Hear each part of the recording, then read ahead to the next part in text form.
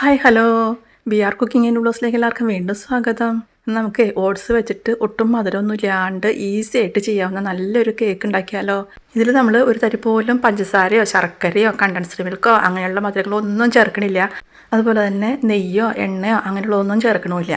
അതുകൊണ്ട് നമുക്ക് ഏത് അസുഖക്കാർക്കും ഉണ്ടാക്കി കഴിക്കാൻ പറ്റിയ നല്ലൊരു കേക്കിൻ്റെ റെസിപ്പിയാണ് കേട്ടോ.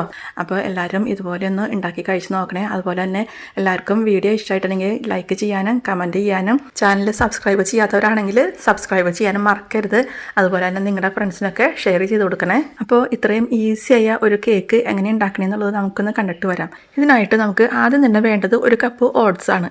ഈ ഓട്സ് നമുക്ക് മിക്സിയുടെ ജാറിലിട്ടിട്ടൊന്ന് പൊടിച്ചെടുക്കാം. ഞാനിപ്പോൾ 2 തവണയായിട്ടാണ് അത് പൊടിച്ചെടുത്തത്. ഇത് തീരെ നൈസായിട്ട് പൊടിച്ചെടുക്കേണ്ട ആവശ്യമൊന്നുമില്ല, ചെറിയ തരിതരിപ്പുണ്ടായാലും കുഴപ്പമില്ല. ഇനി നമുക്ക് വേണ്ടത് ഒരു ആപ്പിളാണ്. ഈ ആപ്പിൾ നമ്മൾ തൊലിയെ കളഞ്ഞതിന് ശേഷം ചെറുതാക്കി നുറുക്കിയെടുത്തിട്ട് മിക്സിയുടെ ജാറിലിട്ടിട്ട് ഒന്ന് ഉടച്ചെടുക്കുക. ഇത് പേസ്റ്റാക്കി എടുക്കേണ്ട ആവശ്യമില്ല. ഇനി നമ്മൾ ആദ്യം പൊടിച്ച് വെച്ച ഓട്സിലേക്ക് 1/2 ടീസ്പൂണ് ബേക്കിംഗ് പൗഡറും 1/2 ടീസ്പൂണ് കറുവാപ്പട്ട പൊടിച്ചതും ചേർത്ത് കൊടുക്കുക. അതിനുശേഷം നമ്മൾ അതിലേക്ക് ആദ്യം അടിച്ചെടുത്ത ആപ്പിൾ ചേർത്ത് കൊടുക്കുക. പിന്നെ നമുക്ക് അതിലേക്ക് വേണ്ടത് ഇനി ഒരു മുട്ടയാണ്. ആ മുട്ട നമ്മൾ മിക്സിയുടെ ജാറിലിട്ടിട്ട് നന്നായിട്ടൊന്ന് അടിച്ചെടുക്കുക. അത് നമുക്ക് ബീറ്ററും കൊണ്ട് ബീറ്റ് ചെയ്തെടുത്താലും മതി കേട്ടോ. അങ്ങനെ നമ്മൾ മുട്ടയും കൂടി ചേർത്ത് കൊടുത്ത് പിന്നെ അതിലേക്ക് വേണ്ടത് നമുക്ക് ടേസ്റ്റൊക്കെ ഒന്ന് ബാലൻസ് ആവാൻ വേണ്ടിയിട്ട് ഒരു നുള്ളു ഉപ്പും പിന്നെ ഒരു ടീസ്പൂണ് വാനില എസൻസും കൂടി ചേർത്ത് കൊടുക്കുക. ഇനി ഇതിലേക്ക് നമ്മുടെ ഇഷ്ടം പോലെ നമ്മുടെ ഇഷ്ടത്തിനനുസരിച്ചുള്ള ഏത് നട്ട്സും ഫ്രൂട്ട്സും വേണമെങ്കിലും ചേർത്ത് കൊടുക്കാം. ഞാനിപ്പോൾ എടുത്തിരിക്കുന്നത് കുറച്ച് കശുവണ്ടി നുറുക്കിയതും കുറച്ച് ചെറി നുറുക്കിയതും അതുപോലെ തന്നെ കറുത്ത മുന്തിരിയും കൂടിയിട്ടാണ്. ഇത് നമ്മളത് ഈ കൂട്ടിലേക്ക് ചേർത്ത് കൊടുത്തിട്ട് നന്നായിട്ടൊന്ന് ഇളക്കി മിക്സാക്കി എടുക്കുക. ഇതിലേക്ക് നമ്മൾ പാലും ചേർക്കണില്ല, വെള്ളവും ചേർക്കണില്ല, നെയ്യും ചേർക്കണില്ല, ബട്ടറും ചേർക്കണില്ല, ഓയിലും ചേർക്കണില്ലല്ലോ. അതുകൊണ്ട് നമ്മളിത് കുഴച്ചെടുക്കുമ്പോൾ കുറച്ച് തിക്ക് ബാറ്ററായിട്ടാണ് നമുക്ക് കിട്ടുള്ളൂ. അപ്പോൾ അങ്ങനെ നമ്മൾ അത് നന്നായിട്ട് എല്ലാം കൂടിയിട്ട് ഇളക്കി മിക്സാക്കി എടുത്തതിന് ശേഷം നമുക്ക് ഇനി ബേക്ക് ചെയ്യാൻ വേണ്ടിയിട്ട് പാത്രത്തിൽ ബട്ടർ പേപ്പറൊക്കെ വെച്ച് നമ്മൾ റെഡിയാക്കി വെച്ചിട്ടുണ്ടായിരുന്നു. ബട്ടർ പേപ്പർ വെക്കുന്നതിന് മുമ്പ് നമ്മൾ കുറച്ച് ബട്ടർ ഒന്ന് പാത്രത്തിൽ ഒന്ന് പറ്റി വെച്ചിട്ടുണ്ടായിരുന്നു കേട്ടോ. അതിന് ശേഷമാണ് നമ്മൾ ബട്ടർ പേപ്പർ വെച്ചത്. അപ്പോൾ അങ്ങനെ നമ്മൾ അതിലേക്ക് നമ്മൾ റെഡിയാക്കി വെച്ച ബാറ്റർ ഇട്ട് കൊടുക്കുക. എന്നിട്ട് പിന്നെ നമ്മൾ ബാറ്റർ എല്ലാ ഭാഗത്തേക്കും ഒന്ന് നിരത്തി അത് ലെവലാക്കി എടുക്കുക.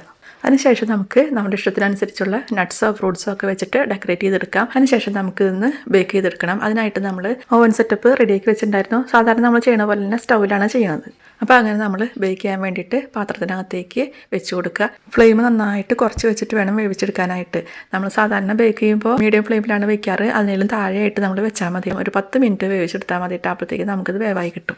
അങ്ങനെ നമ്മളൊരു 10 മിനിറ്റ് കഴിഞ്ഞ് കഴിയുമ്പോൾ ഒന്ന് തുറന്ന് നോക്കി വേവായിട്ടുണ്ടെന്ന് അറിയാൻ വേണ്ടിയിട്ട് ടൂത്ത് പിക്ക് വെച്ചിട്ടൊന്ന് കുത്തി നോക്കി. അപ്പോൾ നോക്കുമ്പോൾ നമുക്ക് നന്നായിട്ടത് വേവായി കിട്ടിയിട്ട് ടൂത്ത് പിക്കിലൊന്നും ഒട്ടും ഒട്ടി പിടിച്ചിട്ടുണ്ടായിരുന്നില്ല. അപ്പോൾ അങ്ങനെ നമ്മൾ പാത്രത്തിൽ നിന്ന് മാറ്റി പുറത്തേക്ക് എടുത്ത് വയ്ക്കുക. ചൂടാറിയിട്ട് വേണമല്ലോ പിന്നെ നമുക്കത് ഡിമോൾഡ് ചെയ്തെടുക്കാൻ വേണ്ടിയിട്ട്. അപ്പോൾ അങ്ങനെ നമ്മൾ അതിനായിട്ട് വെയിറ്റ് ചെയ്യാം. പാത്രത്തിലൊന്നും ഒട്ടും ഒട്ടിപ്പിടിക്കാതെ നല്ല ഈസി ആയിട്ട് പാത്രത്തിൽ നിന്ന് വിട്ട് കിട്ടി.